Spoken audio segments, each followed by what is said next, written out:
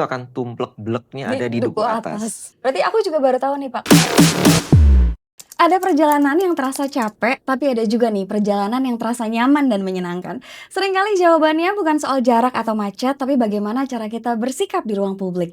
Dan hari ini di podcast Creator Hub, aku Novita Nia, kita akan ngobrol bareng sesuatu yang seru banget bersama MRT Jakarta tentang budaya bertransportasi publik. Etika kecil yang dampaknya besar banget dan bagaimana budaya MRT dibangun di tengah kota Jakarta yang super beragam.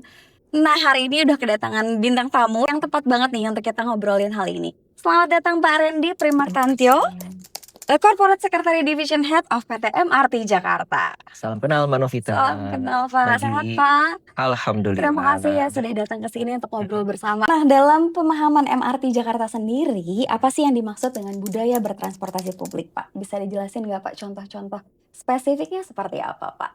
Kalau bicara tentang transportasi publik, kita bicara tentang ruang ketiga. Nah, ini sesuatu yang mungkin konsepnya agak baru ya, third space. Jadi MRT Jakarta itu dia berada posisinya antara rumah dan kantor misalnya, atau dari kantor untuk pulang ke rumah. Nah, di tengah-tengahnya ada MRT Jakarta. Nah, bagaimana kemudian orang bersikap itu yang kemudian kalau secara akumulatif menjadi sebuah budaya.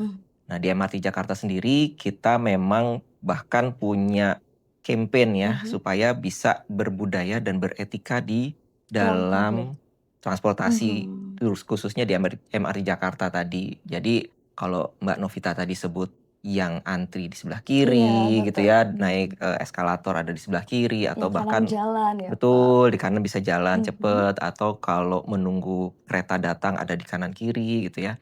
Itu memang budaya yang kita mungkin bisa dibilang kita perkenalkan.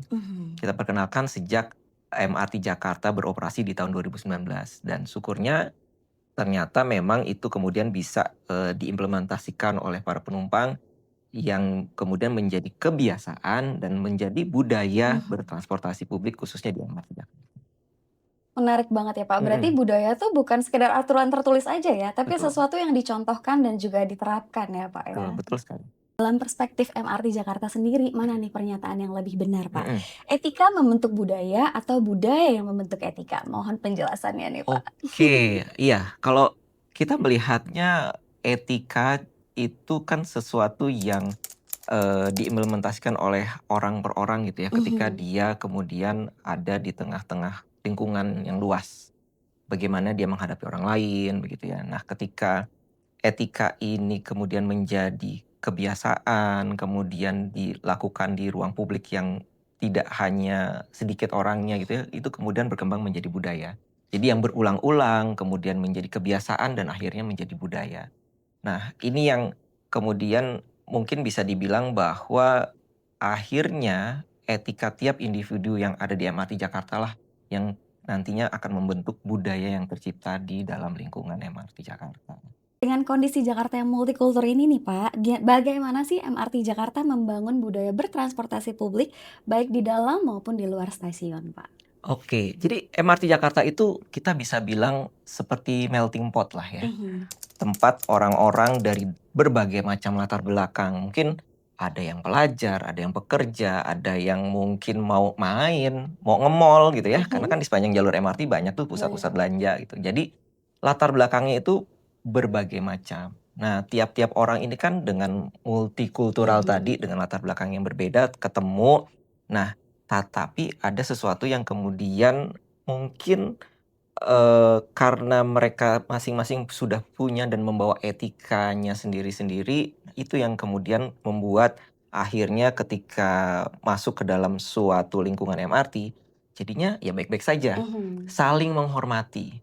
Nah, itulah bahasa yang mungkin kita bisa pakai ketika masuk di MRT, sudah cukup sadar diri gitu ya, untuk bisa kemudian berperilaku yang pantas. Ketika masuk ke dalam kereta, menunggu antrian, tadi yang juga ketika mau naik eskalator ada di sebelah kiri dan lain-lain. Jadi memang walaupun berbagai macam latar belakang, tetapi mereka sudah membawa etika dan etika tadi balik lagi ke pertanyaan Mbak Novita, kemudian membentuk budaya. Jadi memang budaya ini saya nggak bisa bilang ini adalah budaya MRT, tetapi adalah budaya para penumpang MRT. Beberapa kawan kreator Hub tuh mengatakan kalau budaya MRT itu dibentuk oleh pekerja kantoran di Jakarta. Nah, menurut MRT Jakarta sendiri nih Pak, apakah pernyataan ini benar? Gimana nih Pak? Mungkin kalau dilihat dari, penumpang MRT sendiri Mhm. gitu ya, para pengguna MRT Jakarta memang banyak yang kalangan pekerja tadi. Tapi saya rasa balik ke pertanyaan Mbak Novita tadi, sebetulnya yang naik MRT Jakarta itu kan multikultural, Betul. multi background gitu Mhm. ya. Tadi ada yang pelajar, ada yang mahasiswa, ada yang pekerja kantoran, ada yang mau ke mall, ada yang segala macam. Jadi, tidak bisa dibilang 100% kemudian dibentuk oleh hanya Mhm. para pekerja kantoran saja. Tetapi memang ini adalah akumulasi dari tadi, yang berbagai multikultural itu kemudian membentuk budaya MRT. Dan satu hal lagi, Mhm. MRT itu kita bersifat inklusif Inklusif. gitu. Jadi mau laki-laki, mau perempuan, bahkan kita punya program untuk para teman-teman kita yang disabilitas gitu ya, dengan fasilitas yang memang kita sediakan supaya memudahkan mereka ketika bertransportasi publik khususnya di MRT Nah, Jakarta. pas banget Pak, Mmm, pertanyaan saya selanjutnya ini oke, gitu ya? menyangkut soal peran MRT dalam Mmm, dalam merangkul komunitas disabilitas dalam oke. mengkampanyekan budaya bertransportasi publik versi MRT itu seperti apa sih Pak? Iya, untuk, teman-teman kita disabilitas, kita selalu punya, pelayanan yang memang intinya tadi ya, kita sih Mhm. sebetulnya karena inklusivitas tadi, kita tidak membedakan, tetapi memang intinya adalah kita mau semua Mhm. penumpang MRT, semua pengguna MRT itu ketika bertransportasi di MRT Jakarta merasa nyaman, merasa Mhm. aman gitu Betul. ya, karena memang, itu yang paling penting. Dan tentunya untuk khusus bagi kaum disabilitas, kita sudah sediakan, berbagai macam fasilitas yang mendukung, mulai dari elevator gitu Mhm. ya, lift lah ya, kemudian mereka juga ada tim security yang siap membantu gitu ya, dan banyak hal lain gitu. Mhm. Bahkan, tempat-tempat yang memang kita sediakan, itu dengan banyak petunjuk khususnya untuk para kaum, disabilitas. Not to mention kita juga, eee, punya beberapa program untuk kaum disabilitas seperti misalnya PIN.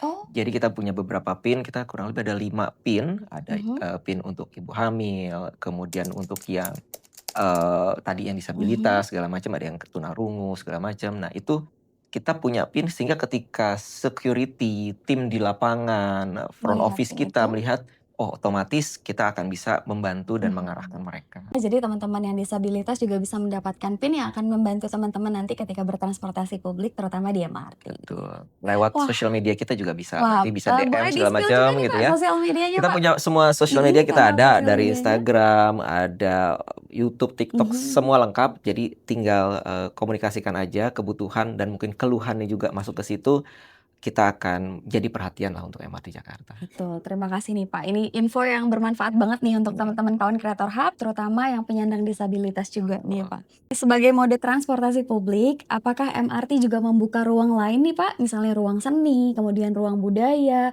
atau mungkin ruang pemberdayaan ekonomi? Mohon contoh yang lebih spesifik Pak, Oke. atau mungkin sudah dijalankan gitu. Ya, jadi memang karena tadi ya, sifatnya MRT Jakarta itu kan seperti melting pot. Jadi Mhm. berbagai macam, latar belakang ada di sini, termasuk tadi kalau bicara tentang, UMKM misalnya, Mhm. kita punya program UMKM, kita buka di beberapa stasiun yang cukup ramai, ada di Fatmawati, ada di Duku Atas, di Lebak Bulus, itu kita punya, binaan, bahkan kita Binaan. sebut binaan UMKM di Mhm. sana. Kemudian untuk seni, kita punya Creative Hub.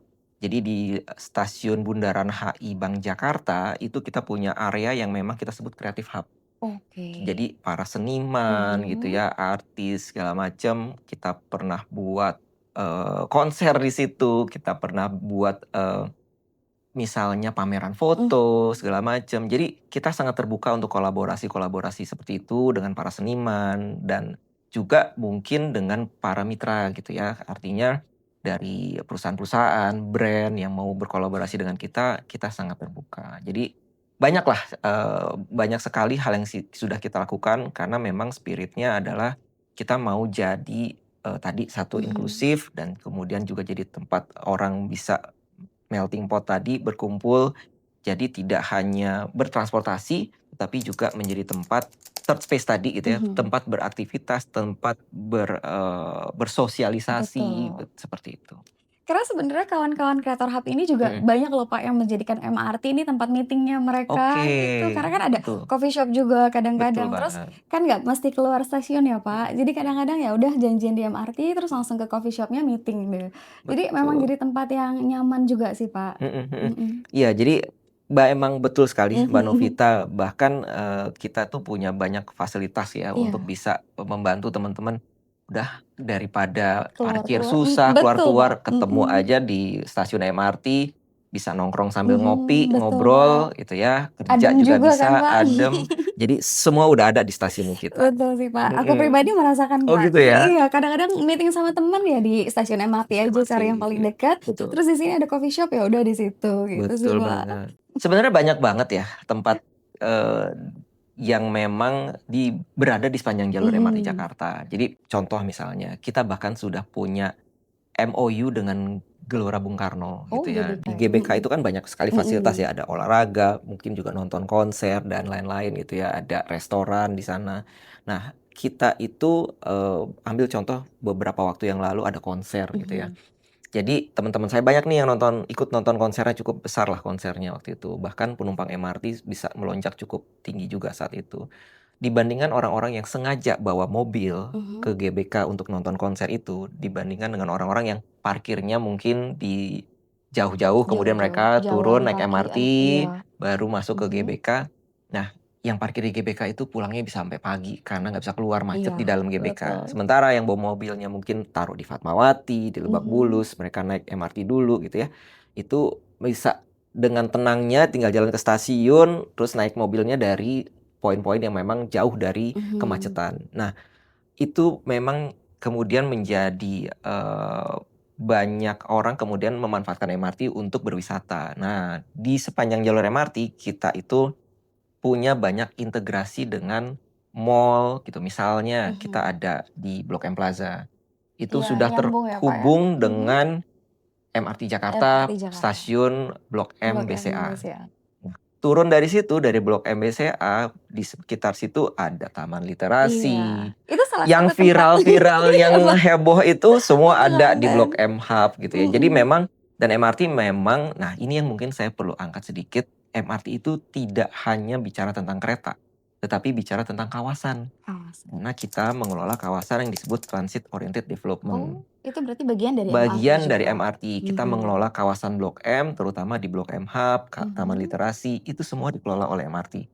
Jadi teman-teman kalau mau, berwisata, kuliner, atau Mhm. jalan-jalan, belanja segala macam, turun di Blok M, udah bisa ke Udah mana-mana. keliling bisa, Pak. Turun di misalnya di Istora, stasiun Istora Mandiri, Mhm. itu ada Pacific Place, Iya, masuk ke SCBD, ke ujung, Bundaran HI, keluar udah ada Plaza Indonesia, iya, Grand Grand Indonesia, Indonesia, mau apa, tinggal mau jalan nonton, mau kaki. makan, Mhm. mau Mau belanja, ngopi. ngopi, semua ada. Jadi memang kita sangat-sangat ini ya, sangat bisa dimanfaatkan lah ya untuk berwisata. Jadi gak heran ternyata kita juga lihat nih, kalau udah musim liburan gini, orang yang datang ke Jakarta dari luar kota melihat MRT itu sebagai salah satu anjungan yang harus dikunjungi. Mhm. Saya boleh promosi dikit Boleh ya. boleh, Pak, silakan, Pak. Di Blok M kita Mhm. itu punya merchandise store. Oke. Jadi kalau ke Jakarta kayaknya Mhm. belum lengkap tuh kalau belum beli merchandise-nya MRT Jakarta. Datang aja ke stasiun Blok M BCA, di situ ada merchandise store-nya MRT, bisa beli macam-macam, ada Mhm. pin, ada gantungan kunci, dan gantungan kuncinya itu bisa buat bayar MRT loh. Oh, Kita jadi pakai ada chip-nya ya? teknologi, Mhm. ada ya RFID, Mhm. ditempel, bisa buat naik Oh, MRT. naik MRT. Dan bisa buat kenang-kenangan dong Iya, dibawa pulang. betul. Sendiri juga punya Hmm. saudara yang penasaran sama MRT nih, Pak. Nah, Jadi kalau ke Jakarta pengennya ngerasain naik MRT walaupun sebenarnya lokasinya jauh ya dari MRT, tapi sengaja ya? nggak apa-apa lewat MRT aja, naik MRT aja, nanti kita Betul. sambung. Betul sekali. Dan kalau bicara sambung, karena kita sudah Mhm. terintegrasi, lebih enak lagi kan. Iya, Mungkin betul. Mbak Novita juga udah ngerasain Iya, ya, ngerasain banget sih, Pak. dari naik LRT Mhm. Jabodebek, Jabodebek turun lanjut ke jembatan, mhm, bisa naik komuter lain, bisa bisa naik naik MRT. MRT. Nah, itu saya sedikit cerita lagi nih. Boleh nih, Pak. Jadi tadi saya cerita tentang kawasan Transit Oriented Development, Mhm. salah satu percontohannya adalah di kawasan Duku Atas. Mhm. Nah, jadi kalau Mbak Novita naik, LRT Jabodebek, turunnya itu naik jembatan sampai ke stasiun komuter lain. Iya. Jembatannya itu yang bangun MRT loh. Oh. Yang panjang Yang itu, iya, yang dan di panjang. dalam jembatan itu kalau mau wisata kuliner juga bisa. Iya. Turun, mau lanjut naik komuter lain bisa, mau naik kereta bandara bisa, mau naik MRT pastinya bisa juga dong. Jadi semua terintegrasi Semua ada ya, di situ, Pak. termasuk Transjakarta. Nanti ke depan LRT Jakarta pun akan nyampe ke sana. Oh, LRT Jakarta sampai ke sana juga, Pak? Betul, jadi yang tadinya hanya Kelapa Gading sampai Rawamangun, nanti akan nyambung lagi sampai Manggarai, nyambung lagi sampai ke Duku Atas. Jadi kita sering bilang semua transportasi publik itu akan tumplek-bleknya ada di Duku Atas. Begitu. Tapi semua tetap aman terkendali kan ya, Pak? Tetap aman terkendali. Nah, itu yang kita kelola namanya Transit Oriented Development Area. Berarti TOD-nya di TOD-nya Duku Jakarta. Atas ya, Pak. Berarti aku juga baru tahu nih, Pak, kalau ternyata di balik daerah-daerah sekitar MRT yang sekarang maju banget itu ada peran MRT di belakangnya. Betul. Salah satunya Blok M yang jadi tempat nongkrongnya anak Jaksel sekarang gitu. Termasuk saya juga sih nongkrong di sana. Rame lagi Blok M. Rame banget, Pak. Betul, banyak banget wisata kuliner dan tempat-tempat hits sekarang, Pak. Terutama buat konten kreator yang suka ngonten di sana. Biasa naik MRT udah tahu lah ya, Iya. apa saja yang harus dilakukan di MRT Jakarta, mulai dari soal antrian dan lain-lain. Nah, buat yang baru mau naik MRT, bisa kalau bingung jangan ragu untuk tanya ke teman-teman MRT yang memang standby di stasiun. Kemudian jangan lupa untuk tetap tertib, jaga kebersihan, juga jangan lupa tetap antri di tempat-tempat yang memang harusnya antri. Dan kalau balik lagi nih, kalau bingung atau apa, pokoknya jangan malu-malu. Malu bertanya sesat di jalan kan. Jadi tinggal tanya, kita standby, kita siap untuk membantu. Atau biar nggak ketinggalan informasi, mungkin bisa di-follow dulu Benar. sosial medianya Jangan lupa MRT follow ya, Pak, ya. media sosialnya MRT Jakarta, IG, Facebook, TikTok, semuanya Karena semua diperhatikan. informasinya di sana. Ada di sana. Wah, terima kasih banyak nih Pak Randy. Nah, kawan Creator Hub, dari obrolan kita hari ini kita belajar nih bahwa transportasi publik bukan cuma soal fasilitas, tapi juga soal sikap, empati, dan juga kesadaran bersama. Semoga setelah ini kita semua, perjalanan kita dengan MRT bukan cuma soal nyaman dan tepat ya, Pak. Betul. Tapi juga soal lebih bermakna. Aku Novitania, pamit undur diri dulu. Sampai jumpa di episode berikutnya. MRT yang bakalan ngasih tahu apa aja program di Jakarta tahun 2026 ini.